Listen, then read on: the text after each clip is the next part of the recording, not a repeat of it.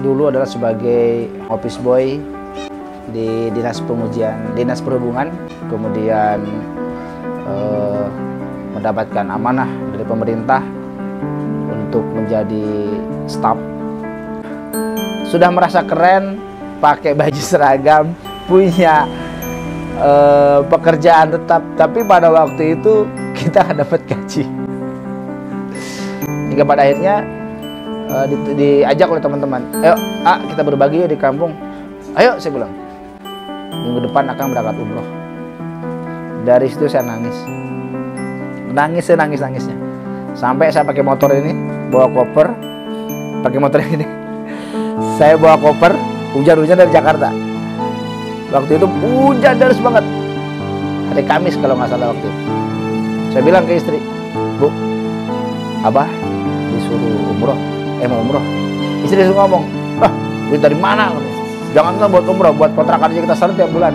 Ini loh ada orang baik yang ngasih Abah tiket. Ini udah dibeliin tiketnya, ini itinerary-nya. Nih, duit dari mana? Saya dikasih sama orang sana. Dan baru malam itu saya sadar, saya nangis, saya sujud, saya taubat sama Allah. Saya bilang ke istri, Bu, 13 tahun kita nyari uang. Apapun yang selama bertahun-tahun kita mendapatkan kenyamanan, apa yang kita inginkan bisa. Tapi ternyata ketika Abah mau umroh, uang tuh nggak ada sepeser pun. Pas waktu itu hari Sumpah Pemuda, tanggal 28 Oktober.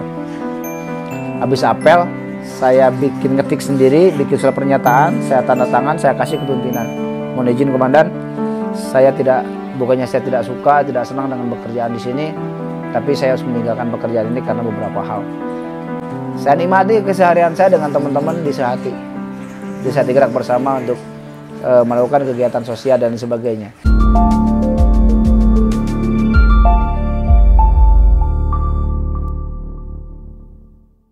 Assalamualaikum warahmatullahi wabarakatuh. Selamat pagi sahabat baik semua. Pagi ini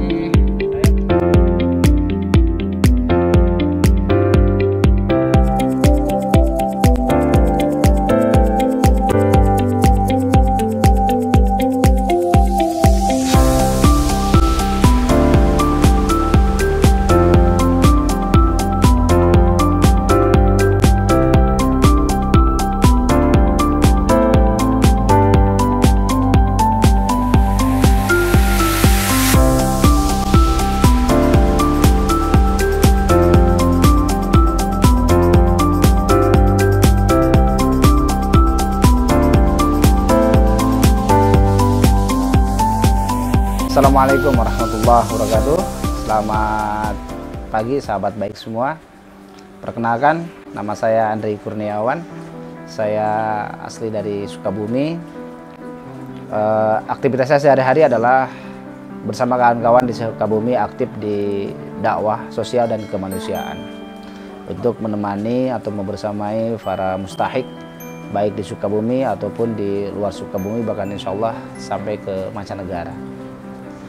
Saya beraktivitas dulu adalah sebagai pelayan masyarakat di dinas perhubungan di unit pengujian kendaraan bermotor PKB Kota Depok. Masuk ke Disub itu kurang lebih di tahun 2006. Selama mungkin 13 sampai 14 tahun saya mengabdikan diri untuk bekerja sebagai pelayan masyarakat. Diawali dari seorang office boy, kemudian mendapatkan amanah dari pemerintah untuk menjadi staf. Waktu di office boy itu, ini sesuatu proses yang sangat menarik ya. Kita ada beberapa teman-teman, kurang lebih ada 3 orang yang menjadi office boy itu. Dan saya salah satu office boy yang dokter, alias modok di kantor setiap hari gitu. Modok di kantor setiap hari, setiap bangun pada sholat subuh saya sudah bersihkan semua halaman kantor luar dan dalam, dan gedung itu kurang lebih ada 8.000 meter kalau nggak salah. Luas bangunan tuh gede banget lah, namanya juga gedung pengujian kendaraan bermotor kan, dari mulai ruangan staf sampai ke ruangan penguji sampai ke ruangan pimpinan. Nah, sempat saya terpikir ketika saya menjadi office boy, kayaknya enak ya kalau misalnya saya menjadi seperti hanya kawan-kawan yang berseragam gitu kan. Nah, tapi impian itu saya kubur dalam-dalam waktu itu, karena kapasitas saya hanyalah seorang keluaran STM Teknika Sukabumi. Namanya apa? Namanya juga office boy ya.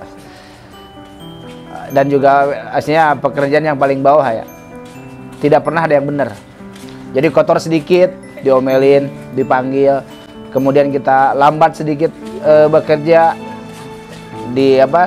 diomelin juga sama pimpinan, termasuk sama teman-teman waktu itu. Nah, yang paling sedih adalah waktu itu kita tidak mendapatkan gaji dari pemerintah. Saya cuma dikasih uang makan seminggu itu hanyalah 50.000. Sedangkan saya harus bawa pulang untuk makan anak dan istri saya di Sukabumi. Sedangkan saya itu pulang seminggu sekali. Jadi setiap hari Senin saya berangkat ke Depok, ke sini. Kemudian Jumat sore saya pulang ke Sukabumi. Dan itu sangat miris. Uang 50.000 itu kadang hanya cukup untuk pulang ke sana. Nah, qadarullah saya di kampung itu saya punya beberapa usaha, yaitu pertanian. Nah, kenapa saya bertahan?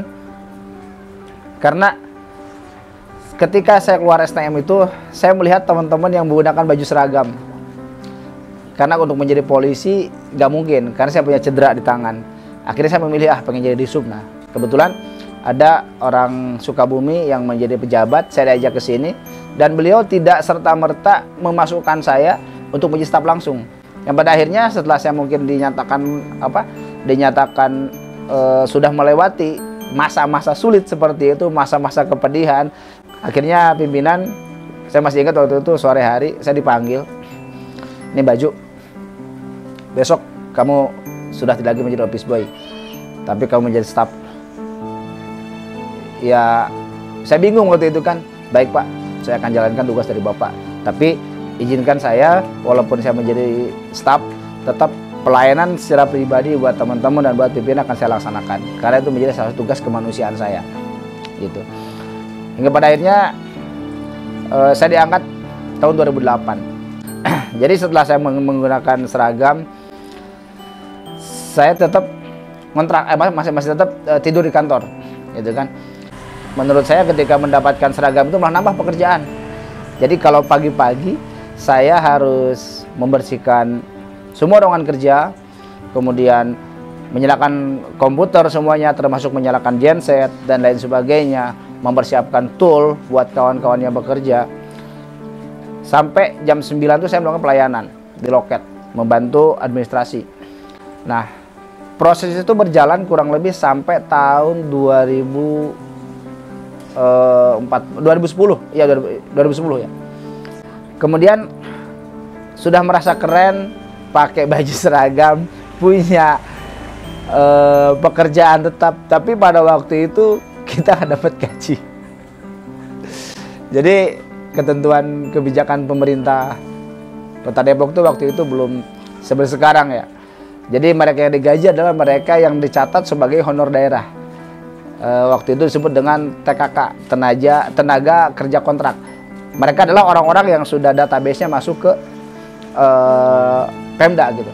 Nah, dikatakan saya baru dan mungkin membutuhkan apa yang dibutuhkan lah, nggak tahu waktu itu. Sampai akhirnya saya tidak mendapat gaji sampai tahun 2010. Tidak digaji gitu kan.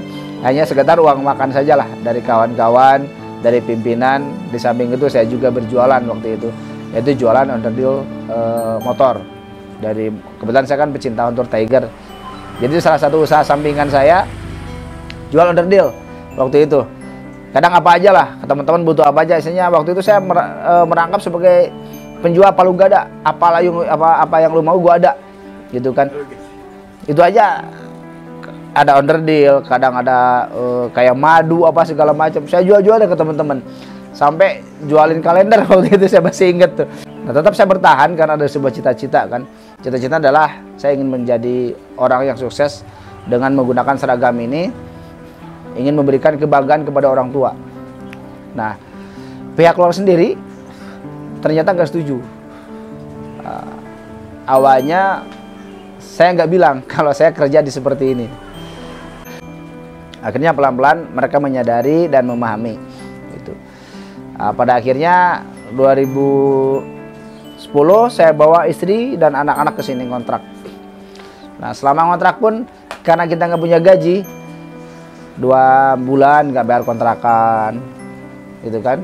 Apalagi kadang yang namanya kerja seperti itu diharap-harapin sama tetangga, sama keluarga, sama anak, sama istri dengan seragam yang keren, pulang bawa duit banyak, bawa apa segala macam gitu kan. Ternyata kita pulang cukup lenggam tangan dalam keadaan sehat. Alhamdulillah masih disambut dengan senyum baik oleh anak, oleh istri semuanya gitu. Nah, akhirnya 2014 kemudian kita mendapatkan gaji dari pemerintah. Waktu itu gaji 1.200.000 per bulan. Sedangkan untuk kontrakan itu waktu itu masih 500.000 sampai 600.000 per bulan. Nah, tetap usaha saya masih saya jalankan.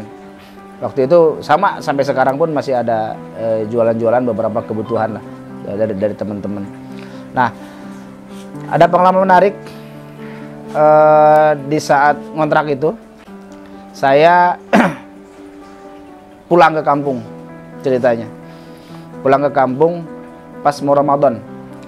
Nah, teman-teman di kampung tuh datang minta saran, minta ide, ingin mengembangkan program Ramadan. Nah, waktu itu saya tidak berpikir manfaat sedekah, manfaat infak, manfaat zakat, saya nggak berpikir. Itu karena 2014 itu saya mulai nyaman. Tapi saya lupa untuk berbagi gitu kan. Hingga pada akhirnya diajak oleh teman-teman, ayo kita berbagi yuk di kampung. Ayo, saya bilang. Nah, kebetulan saya punya beberapa kenalan, baik dari itu pihak ketiga kantor, teman-teman di kantor, kemudian para pengusaha gitu kan. Akhirnya saya luncurkan program Ramadan Bahagia bersama yatim piatu di kampung sendiri waktu itu. Alhamdulillah terkumpul kurang lebih waktu itu sekitar 50 juta dalam seminggu. Kita bagiin uangnya habis. Setelah itu, setelah saya berbagi untuk yatim duafa, almarhum bapak saya cerita. Kata bapak, ini loh yang menjadi keinginan bapak. Kamu pulang kampung memberikan sebuah warna baru, memberikan sebuah gerakan baru. Sudah saatnya kamu membidik beberapa kebaikan-kebaikan yang selama ini bapak lakukan. Gitu. Cuman karena bapak terbatas oleh informasi dan pengetahuan, coba kamu organisasi yang lebih baik. Yatim sudah, duafa sudah. Coba sekarang, kata almarhum tuh, kamu bikinkan beberapa rumah duafa yang memang sudah tidak layak huni. Malam itu juga saya dengan almarhum keliling. Kita nemuin ada 17 rumah duafa dan yatim piatu. Dengan mudahnya tuh, malam itu saya kumpulin teman-teman semua. Kita garap, kita lanjutkan apa yang sudah kita kerjakan kemarin. Berupa apa, teman-teman? Kita bangun rumah miskin. Mampu nggak kita? Allah yang akan kasih kemampuan. Itu dengan dengan tidak sadar saya mengucapkan seperti itu.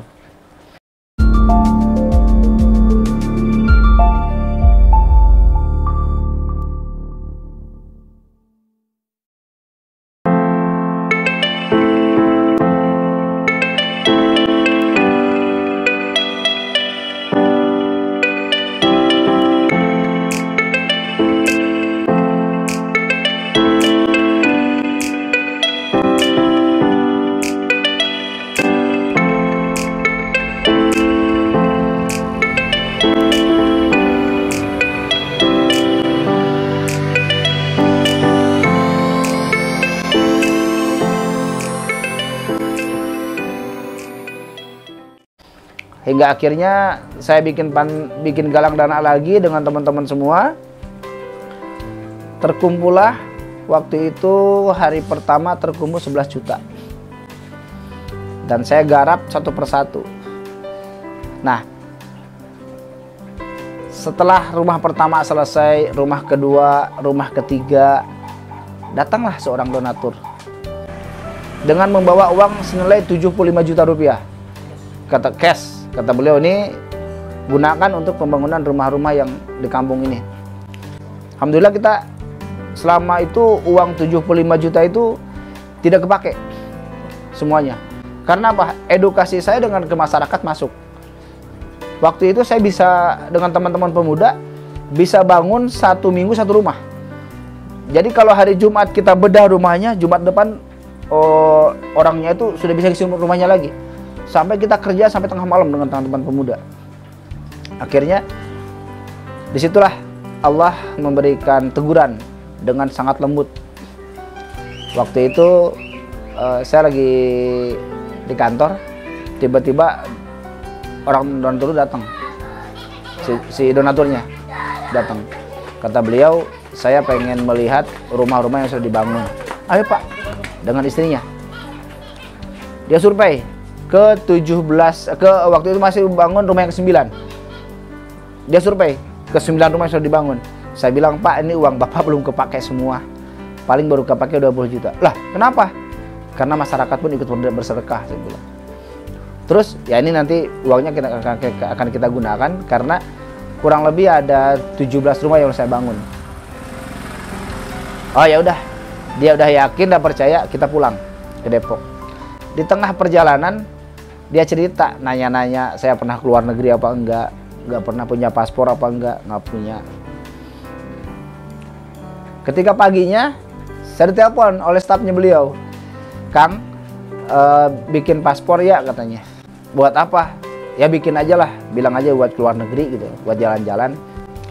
Ketika sampai ke rumahnya, saya bingung. Ini enten harinya, minggu depan akan berangkat umroh. Dari situ saya nangis. Nangis-nangisnya. Sampai saya pakai motor ini, bawa koper, pakai motor ini. Saya bawa koper, hujan-hujan dari Jakarta. Waktu itu hujan deras banget. Hari Kamis kalau nggak salah waktu itu. Saya bilang ke istri, Bu, Abah disuruh umroh, mau umroh. Istri disuruh ngomong, duit dari mana katanya? Jangan kan buat umroh, buat kontrakan aja kita seret tiap bulan. Ini loh ada orang baik yang ngasih Abah tiket umroh, ini udah dibeliin tiketnya. Ini enten harinya. Itu istri langsung nangis. Malam itu juga saya pulang ke Sukabumi, pakai motornya juga nih. Saya bilang ke ibu, Bu, kumpulin semua keluarga. Ada perlu. Ada apaan sih? Yaudah kumpul semuanya. Kumpulin. Saya cerita ke keluarga saya. Saya bilang, doain ya minggu depan saya mau umroh. Itu paman saya, bibi saya semuanya. Lu punya duit dari mana katanya? Nih, ada orang baik. Akhirnya pada nangis semuanya tuh.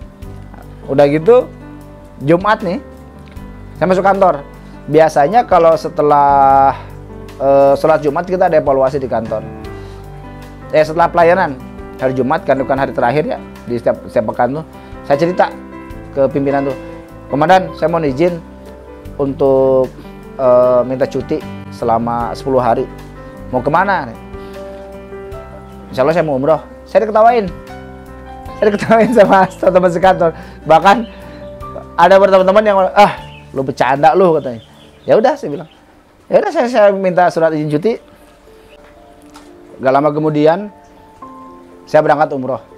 Dan itu pun menyisakan perjalanan yang sangat luar biasa bagi saya dan istri. Jadi ketika mau umroh tuh saya hanya punya uang 1 juta rupiah. Bahkan di hari kedua, di hari H-2 itu saya bingung berangkat apa enggak gitu ya. Kenapa? Nggak punya bekal sepeser pun.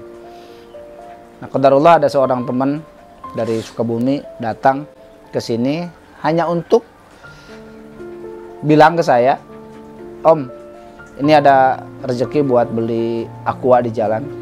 Tolong doakan saya dan istri agar Allah memberikan kebaikan dunia dan akhirat kepada saya, kata orang tersebut.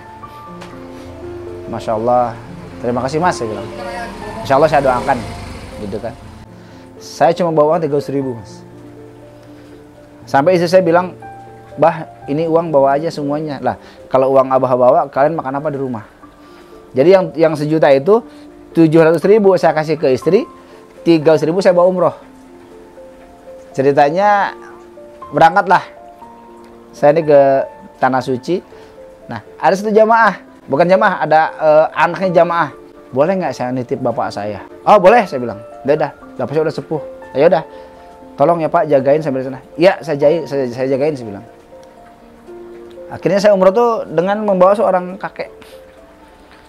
Nah, Ketika saya turun di Madinah, qadarullah turun dari pesawat, celana saya robek.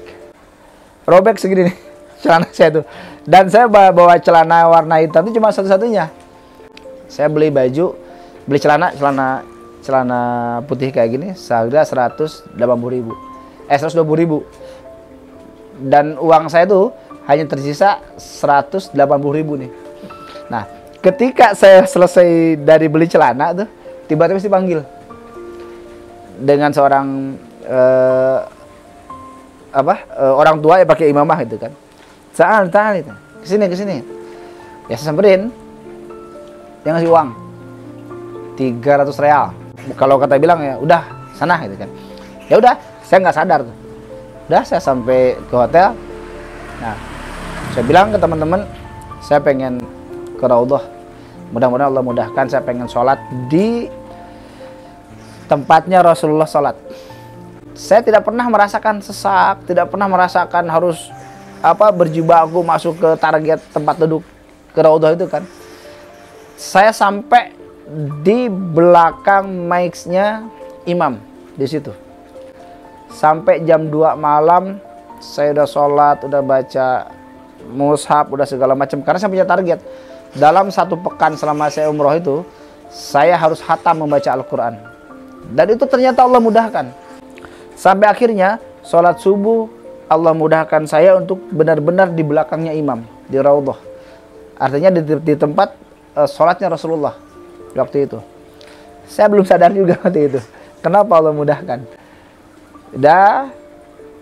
Kemudian malam maghrib saya turun lagi, hingga pada akhirnya begitu mau masuk masjid, tiba-tiba dipeluk nih sama anak kecil.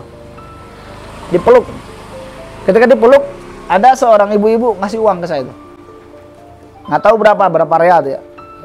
Udah. Nggak sadar juga saya waktu itu. Sampai saya mendapatkan parfum yang kalau saya pakai, saya nangis. Itu pelukan anak-anak itu nggak tahu. Kalau ke orang lain, anak-anak itu minta duit di Madinah itu. Tapi kalau ke saya malah dia meluk. Dipelukin itu. Mana saya nggak bisa membahas Arab gitu kan. Saya bengong aja. Ya Allah ya Rabbi, kenapa nih ya? Ya saya istighfar lah. Nah, begitu pulangnya dari masjid, kita kan 60 orang.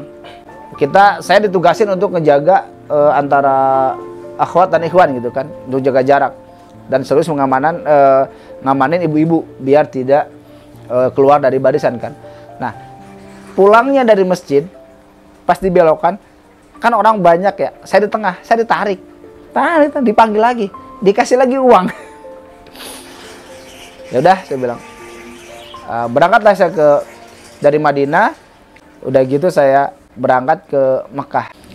Setelah melaksanakan ibadah umroh, selama saya sa'i, tawaf dan lain sebagainya, ada satu hal yang membayangi saya, itu almarhum bapak. Jadi dulu tuh salah satu keinginan cita-cita saya adalah mengumrohkan almarhum.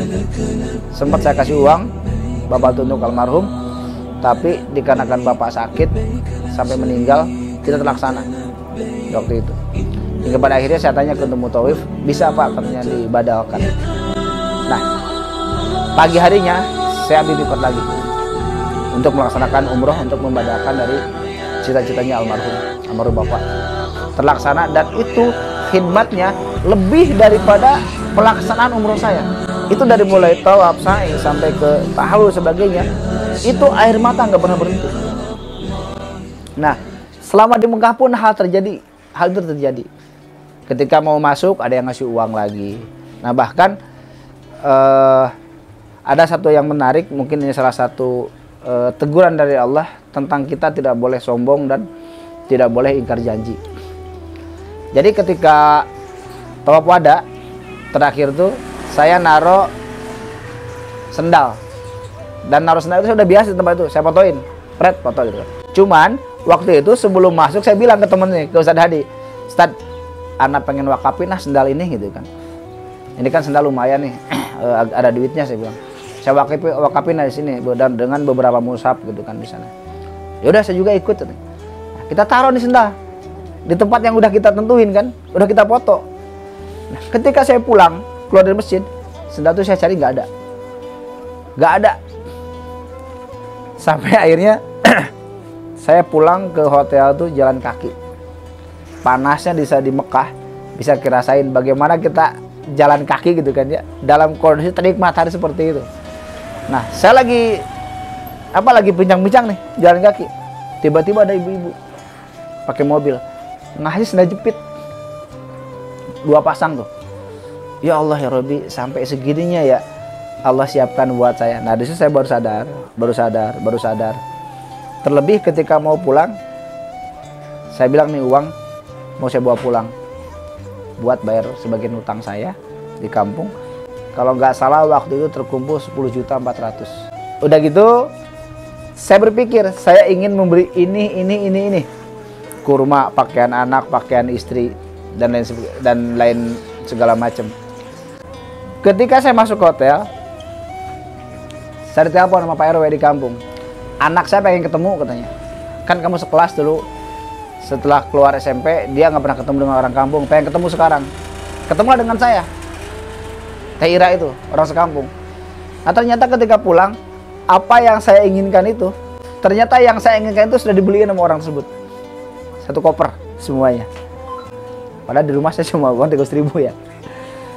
Begitu sampai ke rumah, saya bilang ke istri, nih, duit dari mana? Saya dikasih sama orang sana. Dan baru malam itu saya sadar, saya nangis, saya sujud, saya taubat sama Allah. Saya bilang ke istri, Bu, 13 tahun kita nyari uang. Apapun yang selama bertahun-tahun kita mendapatkan kenyamanan. Apa yang kita inginkan bisa. Tapi ternyata ketika Abah mau umroh, uang tuh nggak ada sepeser pun. Artinya Allah tidak mau uang yang tidak baik digunakan untuk tanah suci.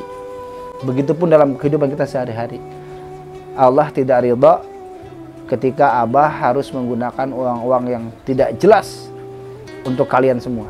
Bismillah, mulai besok Abah akan tinggalkan kebiasaan-kebiasaan di kantor dan kita hanya makan gaji semuanya. Hingga pada akhirnya saya putuskan pulangnya umroh itu saya hanya ingin makan gaji saya saja. Bahkan saya minta ke pimpinan, termasuk lembur pun saya jangan dimasukkan, termasuk dinas luar pun saya jangan dimasukkan. Gak ada, saya bilang, saya nggak mau gitu ya. Akhirnya saya bersifat menjadi orang idealis di kantor itu, yang sudah pasti yang namanya idealis kita akan dipertemukan dengan yang non idealis gitu kan ya. Tapi saya anggap itu sebagai salah satu medan juang saya dakwah gitu kan. Tapi hari ini saya menemukan kenikmatan. Saya pulang kerja, walaupun capek, saya harus nganterin kurma, harus nganterin pesanan pepes, harus nganterin madu kemana-mana. Dan itu masa-masa bahagia saya. Karena apa? Ketika capeknya ini saya pulang nih, hasil jualan, sampai ke rumah disambut dengan senyum yang berkah dari anak istri semua. Dan ini jarang-jarang saya dapatkan.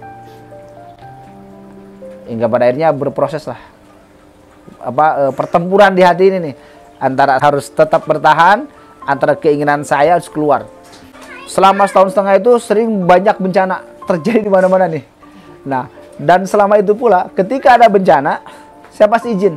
Dari mulai Lombok, Palu, terakhir waktu dinas itu di Mamuju, saya dapat reward tribut relawan sampai mendapatkan tiket gratis untuk belajar di Malaysia tentang pengelolaan zakat infak sedekah bersama Institut Fundraising Indonesia.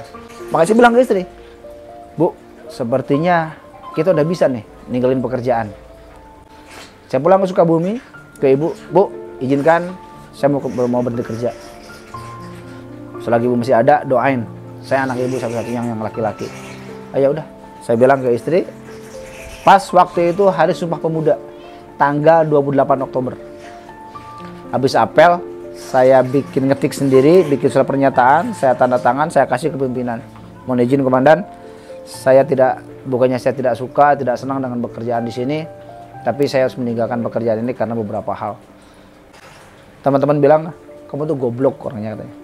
Di saat kamu tuh bego, tolol. Emang kenapa saya bilang? Di saat orang susah cari kerja, dengan posisi seperti ini, dengan tempat kerja seperti ini, lu malah keluar. Ya udahlah, saya bilang rezeki kan memang ada di mana-mana. Tergantung kitanya mau kemana-mana. Saya bilang, Bismillah ya. Saya dengan mohon izin teman-teman semuanya. Udah, Saya nikmati keseharian saya dengan teman-teman di Sehati. Di Sehati Gerak Bersama untuk melakukan kegiatan sosial dan sebagainya. Nama Sehati Gerak Bersama itu berasal dari satu hati. Nah, kenapa kita tambahkan dengan Gerak Bersama? Karena kita didirikannya oleh beberapa aktivis organisasi. Saya sendiri Ketua Majelis Ekonomi Sosial Pemuda Muhammadiyah. Ada teman-teman dari GP Ansor, teman-teman dari Persis, dan anak-anak motor, anak Tiger. Kemudian ada anak Vespa, semuanya. Nah, kita legalkan yayasan ini pada saat kejadian di Palu waktu itu. Gitu. Makanya disebut Sehati Gerak Bersama, satu hati bergerak bersama. Kebetulan saya sebagai ketua yayasan saya sendiri.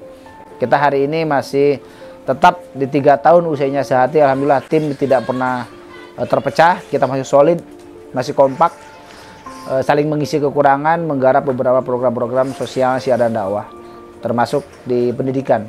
Saat itu kita programnya ada program pendidikan berupa pembangunan madrasah, pondok pesantren, kemudian beasiswa untuk biaya kakak asuh untuk anak-anak yatim piatu. Kemudian ada juga kebutuhan makan santri setiap bulan. Ada juga kita di program pembangunan infrastruktur seperti sumur, jembatan, MCK,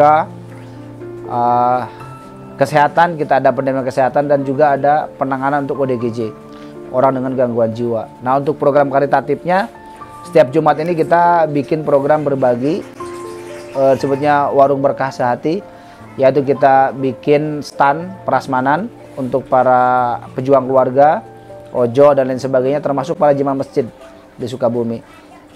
Di karitatif lainnya ada juga kita setiap hari Kamis itu berbagi dengan duafa, berupa sembako atau senyum duafa.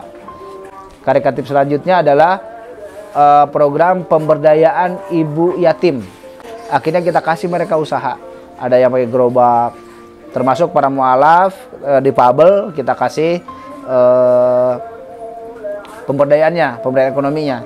Nah, satu lagi kita ada program SEP Guru Ngaji, yaitu modal usaha buat guru ngaji, kemudian pembangunan rumah impian guru ngaji. Karena di Sukabumi itu sampai hari ini masih ada 26.000 lebih rumah-rumah duafa dan guru ngaji yang tidak tersentuh oleh pemerintah.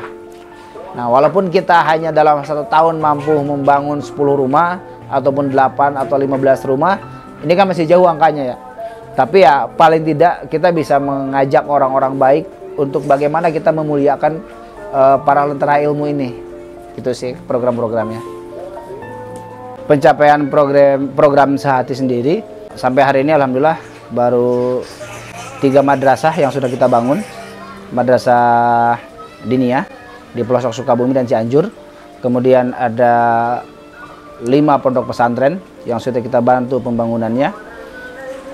48 rumah guru ngaji dan juga rumah duafa.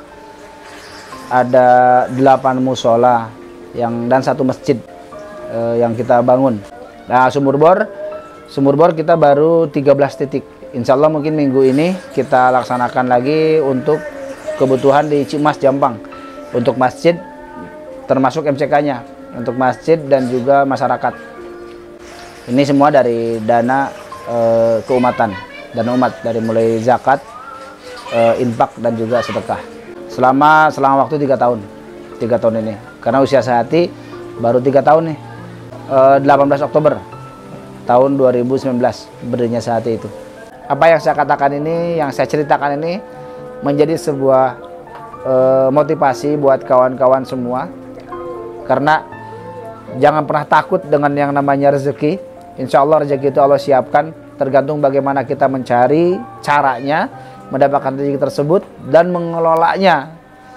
Yang kedua, harapan saya ke depan, saya dan teman-teman mendirikan Sehati ini bukan menjadi seorang kompetitor bagi siapapun, tapi sudah kami niatkan bahwa kami adalah sebagai jembatan kebaikan buat orang-orang semua untuk membantu mereka yang pada hari ini kebutuhan hidupnya belum tercukupi, baik itu personal ataupun kelompok seperti pesantren dan juga kebutuhan masyarakat umum.